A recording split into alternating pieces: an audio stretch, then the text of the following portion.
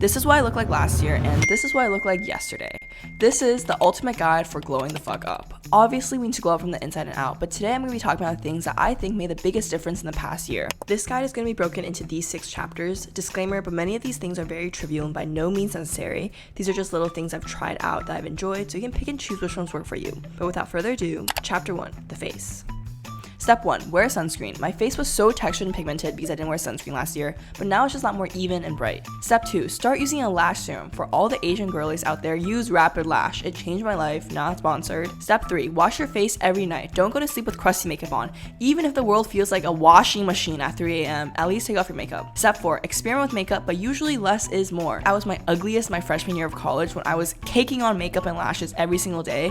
It just looks super fake and hides your youth. Step 5, clean up your eyebrows. I didn't even have that much eyebrow hair before, but they were just all over the place. Get a tweezer, or I like to get my brows threaded for around $10 every month. Chapter 2, diet and exercise. Disclaimer, I've always been super lanky growing up and genetics play such a big factor. I don't focus on changing my body, but just doing things that make me feel healthier and have more energy. Step 1, no sugary drinks. Growing up, I just never liked Coke or Sprite, so I never drink any soda. Even for coffee, I don't get any sweetener in it. It doesn't taste great at first, but I trained myself to enjoy it. Now I just stick with tea, Spindrift, or water. Step 2, cut out dairy. Personally, dairy makes you break out, so I just drink almond or oat milk, but will indulge in the occasional ice cream here and there. Step 3, try to only snack on fruit. I am such a big snacker, especially at night, and it made me super puffy and bloated. So now I try, keyword try, to replace all my snacks with fruit. Step 4, have a routine for breakfast and lunch. I'm a creature of habit, so every morning I would just eat oatmeal and for lunch some sort of salad. Honestly, I was just too lazy to think of anything else and I meal prepped a lot, so it was just convenient to eat the same thing. This way, I knew for sure at least 2 out of 3 meals I ate every day would be healthy, but for dinner I would just eat whatever, whether it was going out with friends or just ordering a pizza. Step 5, find a workout you enjoy. I started going to the gym every day as just a social thing with friends to honestly just chit chat and gossip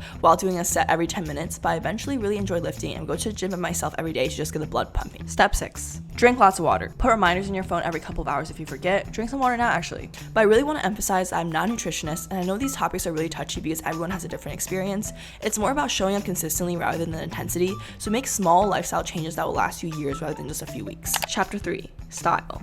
I went through my fair share of style evolutions from looking like an adult baby to boss baby, and here are the tips I learned along the way. Step 1, analyze. Make a mood board of everything you like and write down specifically what you like about it. Maybe you like how the colors of this outfit contrast or how this pair of pants fit. Be specific and try to find similar themes or patterns. Step 2, figure out if you value fashion or function. You don't want to be stuck with a closet full of clothes that you wear only once a month, so be honest with yourself on this. Step 3, utilize your current closet. There's no need to buy a whole new set of clothes when you probably already have most of the pieces. All you need to do is separate it out. I like to do this by getting a clothing rack, so think of your clothing rack as your physical mood board. Step 4, modify outfits from inspiration to fit you. Style is just the different combinations and permutations of the same outfits. How can you tweak what already exists to suit you? At the end of the day, it doesn't matter if you just follow trends or even wear the same thing every single day. Having style just means being comfortable in what you wear and how you express yourself. Chapter 4, hygiene. Step 1, find your signature scent. A good deodorant and perfume goes a long way. I think it's really special when you smell something and automatically think of someone. Step 2, moisturize. I too have perpetually dry weenuses, but I try to moisturize whenever I can.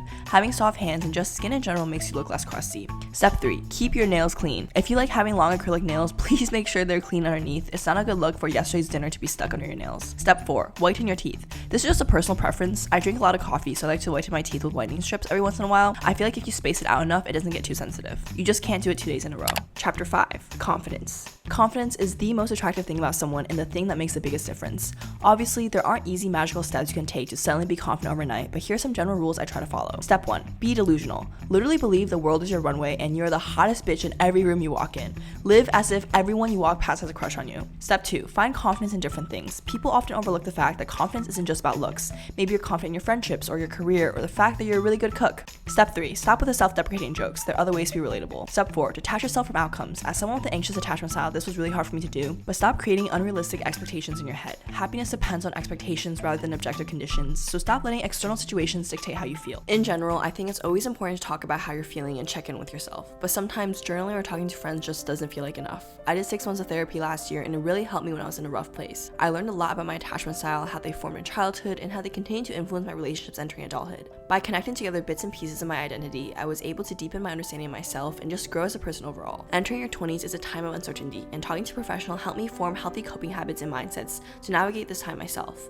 And that's why I'm excited to tell you about today's sponsor, BetterHelp. BetterHelp's mission is to make therapy more affordable and accessible, and this is really important because finding a therapist can be really hard, especially when you're just limited to the options in your area. BetterHelp is a platform that makes finding a therapist easier because it's online, it's remote, and by filling out a few questions, BetterHelp can match you to a professional therapist in as little as a few days. It's easy to sign up and get matched with a therapist. There's a link in my bio, or you can go to betterhelp.com/Lindsiann. That link gets you 10% off your first month of BetterHelp so you can connect with a therapist and see if it helps you. And because finding a therapist is a little like dating, if you don't really fit with your therapist, which is a common thing with therapy, you can easily switch to a therapist for free without stressing about insurance, who's in your network, or anything like that. I tell all my friends this, but I truly think that everyone should try therapy at least once in their life. Finding the right therapist can make a huge difference in your life, but especially if it's your first time, it can be kind of hard to know where to start. That's why BetterHelp makes starting therapy easy. So if you're struggling, consider online therapy with BetterHelp. Click on the link in my description or visit betterhelp.com/Lindsiann.